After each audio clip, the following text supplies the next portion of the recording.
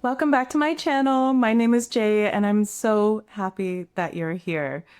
I want to start off today's video with a huge thank you. We passed my first milestone for being able to monetize my YouTube channel, which is reaching over 1,000 subscribers. We are now at 1,269 subscribers in less than 2 weeks since my soft white underbelly.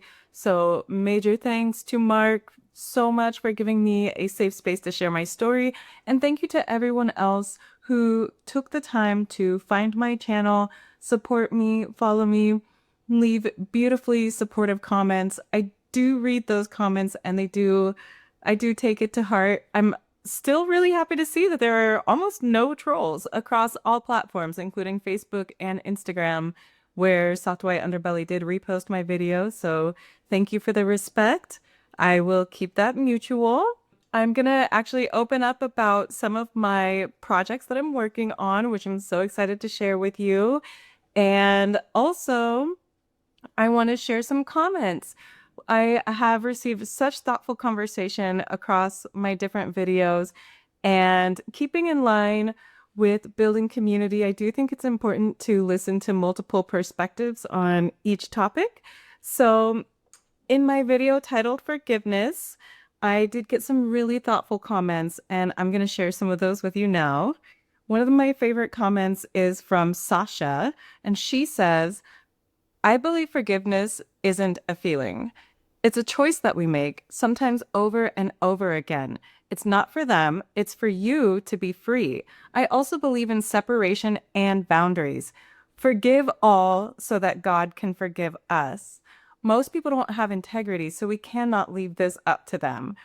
I am forgiven and free. Good. I'm not particularly religious, and at the same time, I'm not judgmental of anyone else who is religious. I think that we all rely on different mechanisms to feel whole and to enjoy our lives. And, you know, we're not all here to agree. It's our diversity is beautiful. And I want to keep that tone as we grow this channel together because this is a cooperative space. Right now, I want to move into our next comment. This comment is from Princess Elements, and she says, my opinion is that forgiveness is different from absolution. Absolving the other person is for them. Forgiveness is for you. You would tell somebody if you've absolved them of their wrongdoings, but whether you've forgiven them is none of their business. That's between you and yourself and whoever you feel like telling. And all it means is that you've let go of a feeling of responsibility to be holding on to unpleasant feelings about what they did, which you're never obligated to do. And then she goes on to say, in case it wasn't clear, you also don't have to absolve anybody either. And, I find that to be a very nice distinction. I also happen to know that this person is, she's a writer and she loves to read. So I know that words are important to her. And I really like that she made that distinction between absolving and forgiveness. I'm going to read one more comment from our forgiveness talk, and you guys can let me know what you think about these concepts and these comments and how I presented it. I'm not ever going to claim to be an all-knowing authority in the trauma space. I'm going to do my best to share the wisdom that I've gained and to make this a collaborative effort. Our next comment on forgiveness is one that I relate to quite a bit.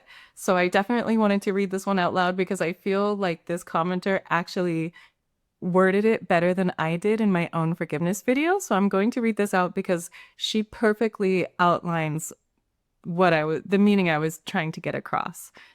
So Yasmin comments, she says, yes, forgiveness is a very complex word, so hard to grasp, but forcing yourself to forgive causes more harm. It's like not letting a wound heal on its own. You keep touching it over and over and it just irritates more. I think forgiving is a long process, and when we want to do it, no matter how hard we want to do it, it's not going to happen just because we say it. We're just lying to ourselves. Oh, yes, I forgave them. But then you find yourself in a dark hole when triggers show up. Or, like me, when I'm tipsy, my deep hidden emotions and things I couldn't process come out like a vomit. Also, the society or even spirituality pressure has an effect on us. It makes our forgiveness insincere and dishonest to oneself because we want to feel like we are good people and good souls. So I actually very much appreciate that comment because that is exactly what I was trying to say for myself. It's not that I don't believe in forgiveness, it's that I don't believe in forgiveness at the cost of your own energy. And if I say something doesn't work for me, that doesn't mean it won't work for you, and vice versa. For example, I find a lot of comfort in Eastern philosophy and Buddhism. It has helped me understand my relationship to pain and suffering, as well as joy and love, and being able to communicate. And to me, it's very settling to have a philosophy that helps me make sense of the world around me. So, time for the most exciting thing for me to announce right now, which is I have been telling you that I have designed a system to challenge foster care and the way that we handle children who have been removed from harmful situations. And my very first project, I'm so excited to announce, it is called Boundary Bandits, No Excuse for Abuse. And this project takes cinematic images of our beloved children as the protagonist in their own story. I'm printing it on cards and posters to where you can take this deck of cards and you can share it with a classroom or within a family, and you can point to these cards and you can point to these faces in different scenarios, and you can say to a child, does this child look like this child is happy, or do you think this child might be feeling a different way? And so that if a situation arises, that they can use that train of thought if something comes up. And the poster side of this is to put it up in schools and entertainment spaces and sports areas where kids can see these posters up on the walls, just like they have in every other public space. When you go into, let's say you go into an employee space and you have all your rights up on the wall, same thing for kids, because we want that exposure to where they're seeing this message on a regular basis. So it's in their head, people are thinking about it, and that creates a healthy awareness that makes it a lot harder for adult manipulators to work their way into families and spaces where kids are are more at risk. And of course, we want to preserve the innocence of our babies. We want to keep them safe and happy. And we also want to prepare them for the realities of the world that we live in.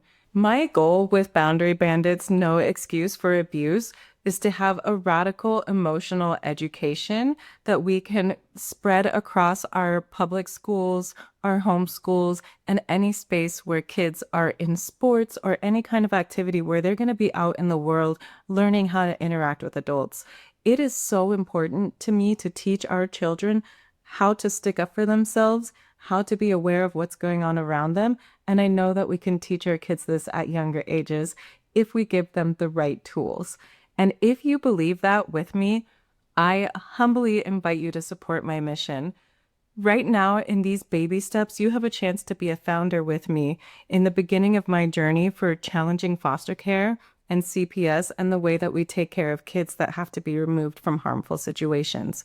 We know that the system is broken. We know that our staff is overworked and there are mistakes being made that cost people lifelong traumatic injuries. And there is something we can do about that. The things that you can do to support me to move forward in this mission to take care of our children is to like and subscribe to my YouTube channel.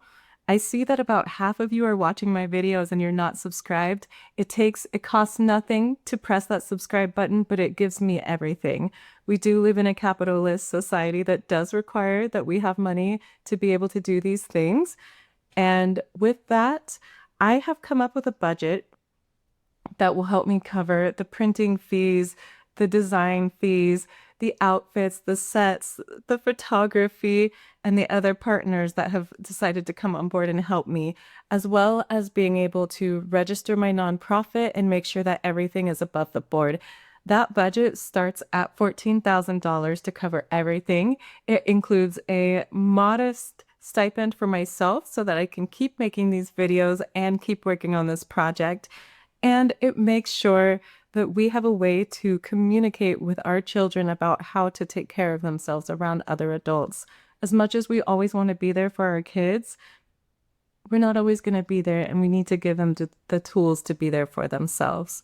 So if you're on board with me, if you want to be a part of the Boundary Bandits movement, if you want to help me print these cards and posters and help me get them spread across our schools, this is just the first step in a very big mission. It is my goal to make this trauma-informed education as accessible as possible. And the best way I can do that is with your help. I'm going to link in the description the budget that I've designed for this. If you'd like a copy of that to see exactly how I plan to spend any donations, I will make that fully available to you. And I want to thank you so much for being here. Thank you for being a part of the conversation. Thank you for being a part of the mission. Thank you for liking and subscribing. My name is Jay. Take care.